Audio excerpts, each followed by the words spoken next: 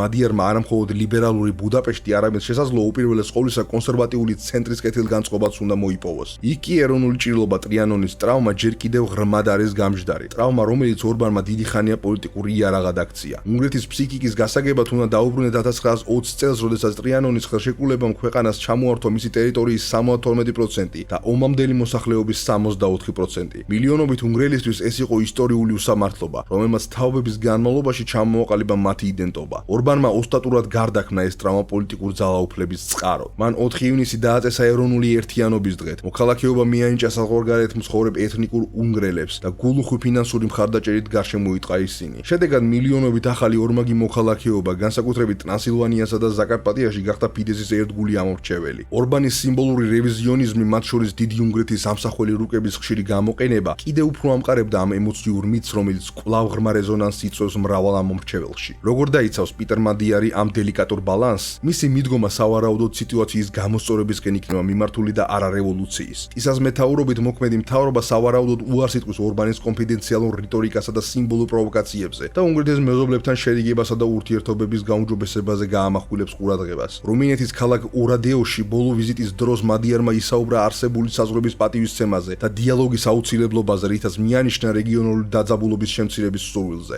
უნგრული დიასპორის მხარდაჭერა სავარაუდოდ შენარჩუნდება, თუმცა უფრო გამჭვირვალე და ნაკლებად პოლიტიზირებული ფორმით. ბუდაპეშტი ხელისუფლების შესვლა გარდაულად ეჭვქვეშ დააყენებს უნგრეთის უჩვეულოდ მჭიდრო ურთიერთობას ჩინეთთან. პარტნიორობას, რომელიც ვიქტორ ორბანის მმართველობის დროს ისე აყვავდა, როგორც არცაც სხვაგან ევროკავშირში. ბოლო 10 წლების განმავლობაში უნგრეთი პეკინის მთავარ პლაცდარმად იქცა ევროპაში, სადაც განხორციელა ისეთი მასშტაბური ინვესტიციები, როგორიცაა CATL-ის აკუმულატორების გიგაქარხანა დებრეცენში და BYD-ის ელექტრომობილების ქარხანა სეგედში. ამას ქვეყანა ფაქტობრივად ჩინური ელექტრომობილების რეგიონალურ ცენტრად აქცია. თუმცა ამ პროექტებმა საზოგადოების უკმაყოფილება გამოიწვია გარემოს დაცვითი საკითხების, გაუმჭვირვალე კონტრაქტების და მთავრობის მიერ პეკინის პირობებისადმი დაუმორჩილებლობის სურვილის გამო. შესაძლოა ყველაზე საკამათო მათგანი ბუდაპეშტში ფუდანის უნივერსიტეტის კამპუსის მშენებლობა იყო, რომელიც ჩინეთის დაფინანსებით უნდა აშენებულიყო. კრიტიკოსები აფრთხილებდნენ, რომ პროექტი შესაძლოა ევროპაში ჩინეთის სადაზვერვო ოპერაციებისთვის იურიდიულ საფარად გამოდგეს.